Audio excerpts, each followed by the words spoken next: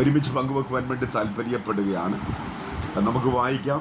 ലൂക്കോസിൻ്റെ സുവിശേഷം 18-ാം അധ്യായം 1-ാമത്തെ വേദവാക്യത്തിൻ്റെ പ്രാരംഭ ഭാഗം. നമുക്കെല്ലാവർക്കും സുപരിചിതമായിരിക്കുന്ന ലളിതമായിരിക്കുന്ന ഒരു ചിന്തയാണ് നമ്മൾ പങ്കുവെക്കാൻ വേണ്ടി താല്പര്യപ്പെടുന്നത്. ലൂക്കോസിൻ്റെ സുവിശേഷം 18-ാം അധ്യായം 1-ാമത്തെ വേദവാക്യം. മതി, പ്രൈസലോ. മടുത്തു പോകാതെ എപ്പോഴും പ്രാർത്ഥിക്കണം. പ്രൈസലോ. ഈ വേദവാക്യത്തെ ആസ്പദീകരിച്ചുകൊണ്ട് ഞാൻ ഈ വേദവാക്യത്തെ രൂപകൽപ്പന ചെയ്തിരിക്കുന്ന ഇന്ന് പകലത്തെ എൻ്റെ പ്രമേയം ക്രിസ്തുയേശുവിൻ്റെ പ്രാർത്ഥനയുടെ ത്രിവിധ സ്വഭാവങ്ങൾ 1, 2, 3 എന്നിങ്ങനെ അക്കമിട്ട് നീട്ടിപ്പരത്തിയുള്ള ഹ്രസ്വമായിരിക്കുന്ന ചില ചിന്തകൾ നിങ്ങളുടെ പരമാർത്ഥ മനസ്സിലേക്ക് വെക്കുവാൻ വേണ്ടി താല്പര്യപ്പെടുകയാണ്. എല്ലാവരും പ്രാർത്ഥനയോടെ ദൈവത്തിൻ്റെ പാദാന്തിയായിരിക്കണം. അത് ഹൃദയത്തിൻ്റെ ഭാഷ ഓർമ്മപ്പെടുത്തുകയാണ്. വചനത്തിനാണ് നമ്മളെ വിടുവിക്കാനായിട്ട് കഴിയും. വചനം തനതായ ശൈലി നമ്മുടെ ഉള്ളിലേക്ക് ആഴ്ന്നിറങ്ങും. നമ്മുടെ ജീവിതത്തിൻ്റെ സമസ്ത മേഖലകൾ നമ്മൾ അറിയാത്ത വിടുതലുകൾ നടക്കുവാനിടയായിട്ടുണ്ട്. അത് വിശ്വസിക്കുന്ന എത്ര പേരുണ്ട്? ഇന്ന് പകൽ ഒരു അത്ഭുതം നടക്കുമെന്ന് വിശ്വസിക്കുന്ന എത്ര പേരുണ്ട്? പ്രൈസ് അല്ലാഹ്. അത് വളരെ പ്രാർത്ഥനയോടെ ദൈവത്തിൻ്റെ പാദപീഠത്തിലായിരിക്കണം. ഞാനൊരു വിഷയാവതരണമൊക്കെ നടത്തിയെങ്കിലും എനിക്കറിയാം ഉപവാസ പ്രാർത്ഥനയാണ് നന്നായിട്ടറിയാം. അതും 19-ാമത്തെ ദിവസമാണ് നന്നായിട്ടറിയാം. അപ്പോൾ നമ്മൾ ദൈവത്തിൻ്റെ പരിശുദ്ധാത്മാവിൻ്റെ നിയന്ത്രണത്തിലായിരിക്കും മുൻപോട്ട് കടന്നു പോകുന്നത്. അതുകൊണ്ട് ലഭിക്കപ്പെട്ട അത്രയും സമയം ദൈവത്തിൻ്റെ പരിശുദ്ധാത്മാവ് എന്താണ് ചെയ്യാൻ ആഗ്രഹിക്കുന്നത് അതായിരിക്കും ചെയ്യാൻ വേണ്ടി താല്പര്യപ്പെടുന്നത്. വലിയൊരു പ്രസംഗം കേൾക്കാനുള്ള ലാഘവത്തോടെ നമ്മൾ ഒരിക്കലും ഇരിക്കരുത്. ദൈവമേ എൻ്റെ ജീവിതത്തിൽ ഒരു വിടുതൽ നടക്കണമെന്നുള്ള പ്രതീക്ഷയോടെ ദൈവത്തിൻ്റെ പാദാന്തിയായിരുന്നെങ്കിൽ മാത്രമേ ദൈവത്തിൻ്റെ ചലിക്കുന്ന കരത്തിൻ്റെ ആ ശക്തീകരണം നമ്മുടെ ജീവിതത്തിൽ നമുക്ക് അനുഭവിച്ചറിയുവാനായിട്ട് കഴിയത്തുള്ളൂ. എത്ര പേർ ഹല്ലേലൂയ വിശ്വസിക്കുന്നുണ്ട്? ഞാൻ കുറച്ച് നാളുകൾക്ക് മുമ്പ് പഴയകാവ് എന്ന് പറയുന്നൊരു സ്ഥലത്ത് ഇതുപോലെ ഒരു ഉപവാസ പ്രാർത്ഥനയ്ക്ക് പങ്കെടുക്കുവാനിടയായിരുന്നു. ഉപവാസ പ്രാർത്ഥന 250 പേരോളം ആ യോഗത്തിനുണ്ടായിരുന്നു. അവരെ ഞാൻ പ്രസംഗമൊക്കെ കഴിഞ്ഞപ്പോഴത്തേക്ക് ഇംഗ്ലണ്ടിൽ നിന്ന് കടന്നു വന്ന ഒരാഴ്ചൻ എൻ്റെ അടുക്ക് പ്രാർത്ഥിക്കാൻ വേണ്ടി കടന്നു വന്നു. അപ്പോൾ പ്രാർത്ഥിച്ചെല്ലാം കഴിഞ്ഞപ്പോഴത്തേക്ക് അദ്ദേഹത്തിൻ്റെ ഒരു അനുഭവം എന്നോട് പങ്കുവയ്ക്കുവാനിടയായി തീർന്നു. അദ്ദേഹത്തിൻ്റെ അനുഭവം ഇങ്ങനെയാണ്: പാസ്റ്റർ, ഞാൻ നിരവധി യോഗങ്ങൾ ഞാൻ പങ്കെടുത്തിട്ടുണ്ട്. 21, 40, 10, 7, 3 ഒക്കെ പങ്കെടുത്തിട്ടുണ്ട്. എൻ്റെ കൂട്ടുകാർ, അപ്പോൾ തന്നെ എൻ്റെ സഹപ്രവർത്തകരൊക്കെ ഇറ്റലി, ജർമ്മനി, ഇംഗ്ലണ്ട്, അമേരിക്ക എന്ന് വേണ്ട നിരവധി രാജ്യങ്ങൾ അവർ ജോലിയെയും ശുശ്രൂഷയുള്ള ബന്ധത്തിലും അവരായിരിക്കുന്നു. ഞാനെപ്പോഴും Keralam to north India, north India to Keralam, ഇങ്ങനെ മാത്രമേ ഞാൻ യാത്ര ചെയ്യുന്നുള്ളൂ. എന്നെക്കുറിച്ച് ദൈവത്തിനൊരു പദ്ധതിയും ഇല്ലേ എന്ന് അദ്ദേഹം ചിന്തിക്കുവാനിടയായിട്ടുണ്ട്. ദൈവത്തിൻ്റെ ആത്മാവ് പോലും എന്നോട് സംസാരിക്കുന്നില്ലേ എന്നൊക്കെ അദ്ദേഹം ഉദ്ദേശിക്കുന്നത് എന്തെന്നറിയാം, ഔട്ട് ഓഫ് ഇന്ത്യയിൽ പോകാം എന്നുള്ളതാണ് അദ്ദേഹം ഉദ്ദേശിക്കുന്നത്. അങ്ങനെ 21 ദിവസം അദ്ദേഹം ഒരു യോഗത്തിൽ പങ്കെടുക്കുക. ഇതുപോലെ 19-ാമത്തെ ദിവസമാണ് അദ്ദേഹം പങ്കെടുക്കുന്നത്. ഇന്ന് ദൈവത്തിൻ്റെ ആത്മാവ് എന്നോട് സംസാരിക്കുന്നില്ലെങ്കിൽ ഇനി ഞാൻ ഇതുപോലുള്ള 21 യോഗങ്ങളൊന്നും ഞാൻ പങ്കെടുക്കത്തില്ല എന്നൊരു മനസ്സിലൊരു തീരുമാനമെടുത്തുകൊണ്ടാണ് അദ്ദേഹം കടന്നു പോകാനിടയാണ്. എനിക്ക് തിരുവനന്തപുരത്തുനിന്ന് ഒരു ദൈവദാസനാണ് ഇവിടെ കടന്നു വന്ന് പ്രസംഗിച്ച് അദ്ദേഹത്തിൻ്റെ അനുഭവം പങ്കിടുകയാണ് കേട്ടോ. യോഗം തീരാനായിട്ട് പോവുകയാണ്. 5 മിനിറ്റൂടെ ഉള്ളൂ യോഗം തീരാൻ. അപ്പോൾ എന്തെന്നറിയാമോ, ഈ ദൈവദാസൻ പ്രസംഗിച്ചുകൊണ്ടിരുന്ന ദൈവദാസൻ പ്രവചനാത്മാവിൽ ഇദ്ദേഹത്തിൻ്റെ അടുത്തിരുന്ന ഒരു പയ്യനോട്, അദ്ദേഹം ബൈസ്കൂൾ വിദ്യാർത്ഥിയാണ്, അദ്ദേഹത്തിനോട് പറഞ്ഞു, നീ വിശ്വസിച്ചാൽ 6 മാസത്തിനുള്ളിൽ ഞാൻ നിന്നെ ഇംഗ്ലണ്ട് കാലി ഒട്ടിപ്പിക്കുമെന്ന് പറഞ്ഞു. ആരോടെ പറഞ്ഞ്? ബൈസ്കൂൾ പഠിയ. അപ്പോൾ ഈ അച്ചാന് മനസ്സിലായി യോഗം തീരാൻ പോവുക, ഇനി എന്നോടൊന്ന് സംസാരിക്കാൻ സമയം ഇല്ല. കാരണം അവിടെ 1:05 ആകുമ്പോഴത്തേക്ക് ഒരു ബസ്സുണ്ട്. അപ്പോൾ ബസ്സിന് ആൾക്കാർ പോകണം. അതിനു വേണ്ടിയാണ് കറക്റ്റ് 1 മണിയാകുമ്പോൾ യോഗം നിർത്തും. മലേറിയ എത്ര ആത്മപ്രേരണയാണേലും. അപ്പോൾ ഇദ്ദേഹത്തിന് മനസ്സിലായി. ഇദ്ദേഹം എന്തെന്നറിയാമോ, നമ്മുടെ ഈ ആൻറ്റി ഇരിക്കുന്ന പോലെ ഇരിക്കുക. പെട്ടെന്ന് അദ്ദേഹം മുട്ടുമേലിരുന്ന് കൈയടിക്കാൻ തുടങ്ങി. അത് മുട്ടുമേൽ നിന്ന് കൈ അടിക്കാൻ തുടങ്ങി. എഴുന്നേറ്റ് നിന്ന് കൈ അടിക്കാൻ തുടങ്ങി. പിന്നെ ലാസ്റ്റ് കൈ ഉയർത്തിക്കൊണ്ട് ആ ഹോള് മുഴുവൻ അത് ഓടി നടന്ന് ആരാധിക്കാൻ തുടങ്ങി. അപ്പോൾ ഈ പ്രസംഗം പൂർത്തീകരിക്കാനായിട്ട് കഴിയുന്നില്ല. ഉടനെ സ്ഥലം സഭയിലെ പാസ് എന്തെന്നറിയാം, ചെന്ന് തലയെ കൈവച്ചിട്ട് ശാന്തമാകും ബ്രദറെ, ശാന്തമാകും. അദ്ദേഹം അല്പനിമിഷം കഴിഞ്ഞപ്പോൾ ശാന്തമായി. അപ്പോൾ അദ്ദേഹത്തിൻ്റെ അനുഭവം എന്നോട് പങ്കിട്ടാണ് പാസ്റ്ററെ എന്നിട്ട് അദ്ദേഹം പറയാം, ദൂത് പറഞ്ഞത് ബൈസ്കൂളിലെ പയ്യനോടാ, 6 മാസം കഴിഞ്ഞ്, നീ വിശ്വസിച്ചാൽ 6 മാസം കഴിഞ്ഞ് നീ ഇംഗ്ലണ്ടിൽ കാലി വെട്ടി. ഞാൻ 3 മാസവും 28 ദിവസമായപ്പോൾ ഞാൻ ഇംഗ്ലണ്ടിൽ കാലി വെട്ടിയത്. എന്നിട്ട് അദ്ദേഹം പറഞ്ഞൊരു പദം പറയാം, പക്ഷേ ഇതാ ബലാത്കാരം ചെയ്യാന്ന് പറഞ്ഞാൽ എനിക്ക് ഇപ്പോഴാണ് മനസ്സിലായെന്ന് കേട്ടോ. ഉപവാസ പ്രാർത്ഥന ദൂത് ആരോടായിക്കൊള്ളട്ടെ, നമ്മൾ ദൂത് ഏറ്റെടുത്ത് ആരാധിക്കുമ്പോൾ നമ്മുടെ ജീവിതത്തിൽ വിടുതൽ നടക്കുന്നത്. നിങ്ങൾക്ക് മനസ്സിലായോ? ഞാൻ പറഞ്ഞെ, ദൂത് ആരോടായിക്കൊള്ളട്ടെ, നീ സ്വീകരിക്കാൻ ഒരു മനസ്സ് കാട്ടിക്കഴിഞ്ഞാൽ നിന്റെ ജീവിതത്തിലാണ് വിപ്ലവകരമായിരിക്കുന്ന ഒരു വിടുതൽ നടക്കുന്നത്. വിശ്വസിക്കുന്നവർ കരമടിച്ചൊന്ന് ദൈവത്തിന് മഹത്വം കൊടുക്കുക.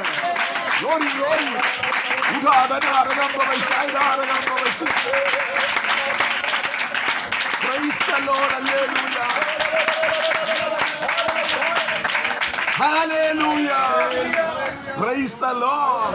ഇനി അസാധ്യങ്ങളെ സാധ്യമാക്കാം നമ്മുടെ ദൈവത്തിന് കഴിയും. ദൈവത്തിന്റെ വായിൽ നിന്ന് വരുന്ന വചനം നീ വിശ്വസിച്ച് ഏറ്റെടുത്ത് ആരാധിച്ചാൽ, ഞാൻ പറയട്ടെ, അത് നമ്മുടെ ജീവിതത്തിന്റെ മേഖലകളിൽ വിടുതലായി പരിഗണിക്കപ്പെടുവാൻ വിശ്വസിക്കുന്നുണ്ടോ? ഒരിക്കൽ കൂടെ നല്ലൊരു അപ്പോൾ ഞാൻ പറഞ്ഞതിൻ്റെ സാറിന് നിങ്ങൾക്ക് മനസ്സിലായി. ഉപവാസ പ്രാർത്ഥനയുടെ പ്രസംഗം കേൾക്കുന്ന ലാഘവത്തോടെ മാത്രം ഇരിക്കരുത്. നിങ്ങളോടാണോ ദൈവത്തിൻ്റെ ആത്മാവ് സംസാരിക്കുന്നത്? നിങ്ങൾക്ക് ആ ദൂതനോട് പ്രിയമുണ്ടോ? പിടിച്ചെടുത്തോ, ദൈവത്തിൻ്റെ പ്രവൃത്തി കാണുക തന്നെ. ഞാൻ എൻ്റെ അനുഭവം നിങ്ങൾ ആരും പറയരുത്,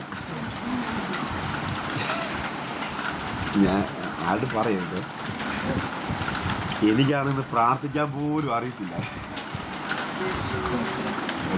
ഒരു സായിപ്പ് വന്നിട്ട്, ജോൺസി വാർഡ് എന്ന് പറഞ്ഞൊരു സായിപ്പ് ഞങ്ങളുടെ ചർച്ച് വന്നു. ഞങ്ങളുടെ ചർച്ചയിൽ 100-200 പേരോളം ഉണ്ട്. എന്നുവെച്ചാൽ ഞങ്ങളുടെ മാതൃ. ഇപ്പം ഞാൻ പ്രീ ഡിഗ്രിക്ക് പഠിക്കുന്ന സമയമാണ്.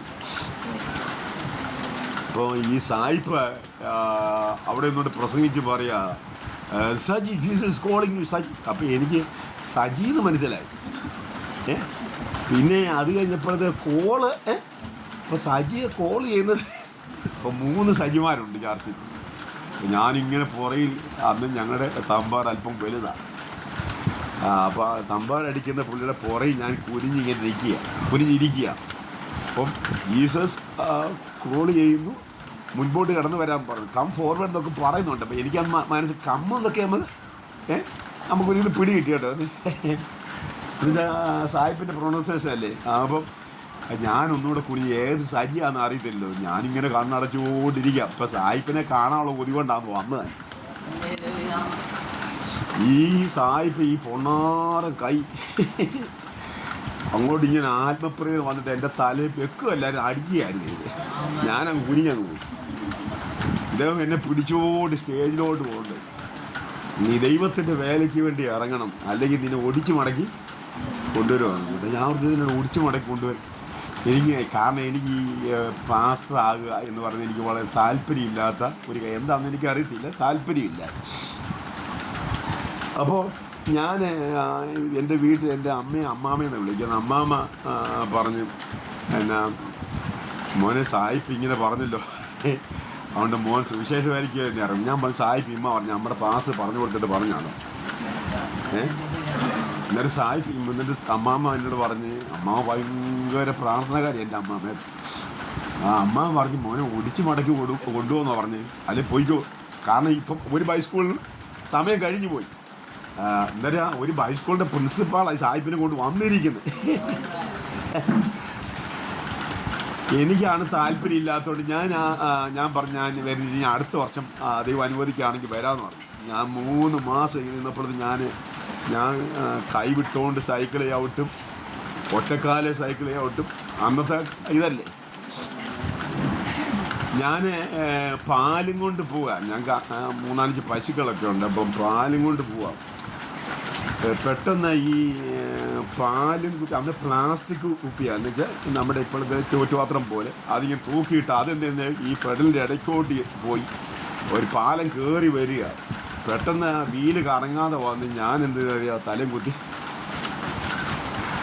അപ്പോൾ ആ കോളേജ് പിള്ളേരെല്ലാം പോകുന്ന സമയം. അപ്പോൾ അവരെയെല്ലാം കണ്ടുകൊണ്ട് ഞാൻ ചാടി അങ്ങ് എഴുന്നേറ്റ് നാണക്കേട് കൊണ്ട്. വീട്ടിൽ വന്നപ്പോഴത്തേക്ക് എനിക്ക് ഇരിക്കാനും വയ്യ, കിടക്കാനും വയ്യ. അങ്ങ് പിന്നെ കൈ ഒടിഞ്ഞ്, എന്നുവെച്ചാൽ പൊട്ടി വല്ലാതായി. അങ്ങനെ കൊണ്ട് മണക്ക് ഹോസ്പിറ്റലിൽ കൊണ്ട് പ്ലാസ്റ്ററൊക്കെ ഇട്ടു. എന്നാലും എനിക്ക് മനസ്സിലായത്, എന്നാലും നോട്ടം ഞാൻ പ്ലാസ്റ്റർ ഇട്ട് കിടക്കുമ്പോഴത്തേക്ക് ഒരു അമ്മാമ്മ അവിടെ വന്ന് മോനെ ഒന്ന് പ്രാർത്ഥിക്കട്ടെ. ഞാൻ പറയും പ്രാർത്ഥിക്കും. അമ്മ ഉടനെ പ്രവചിക്കുകയാണ്. പറയും എത്രയും പെട്ടെന്ന് നീ ശുശ്രൂഷയ്ക്ക് വേണ്ടി ഇറങ്ങിയാൽ വീണ്ടും നിന്നെ ഓടിക്കുന്നു. ഓടി കഴിഞ്ഞതേ ഉള്ളു. ഞാൻ ഈ അമ്മാമ്മ ഇനി ഞങ്ങളുടെ അമ്മാമ്മ പറഞ്ഞു വിട്ട അമ്മാമ്മ വല്ലതാണ്. ഏതായാലും എൻ്റെ ദൈവമേ മനസ്സില്ല മനസ്സോടെ ഞാൻ എന്നെ ഈ ബൈസ്കൂളിൽ തന്നെ പോയി എന്നെ അവർ എടുത്ത്. കാരണം ഇനിയും തീരാൻ 3 മാസം കൂടെ ഉള്ളു.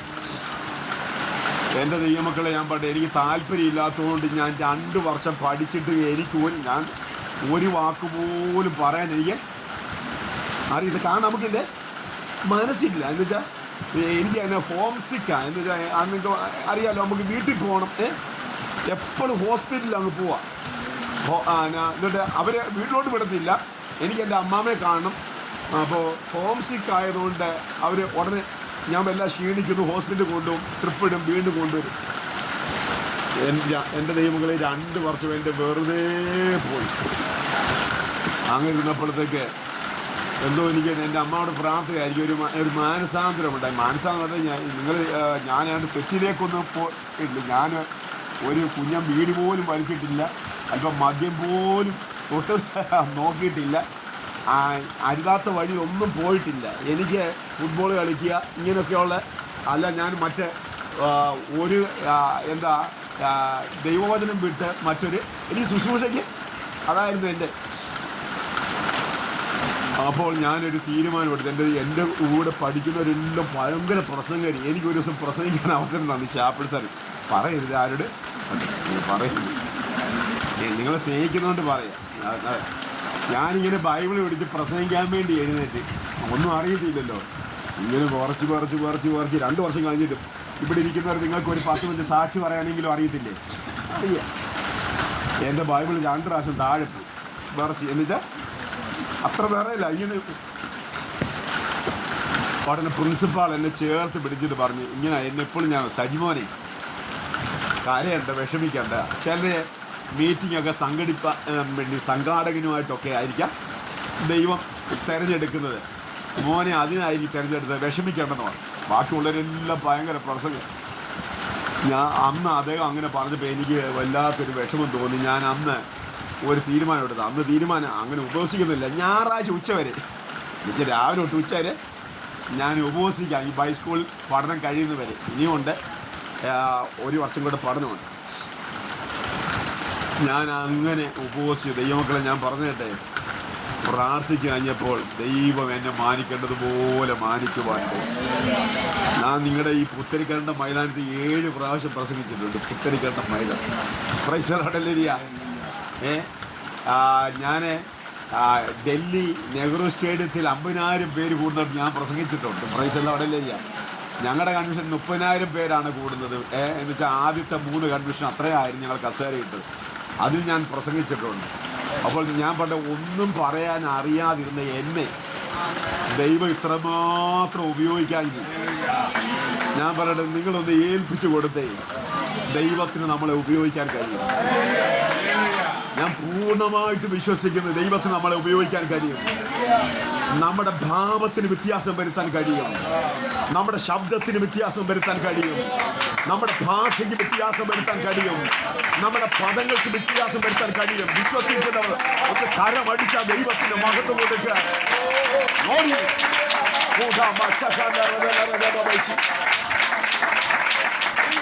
Praise the Lord. Praise the Lord. Praise the Lord. Praise the Lord. Hallelujah. Hallelujah.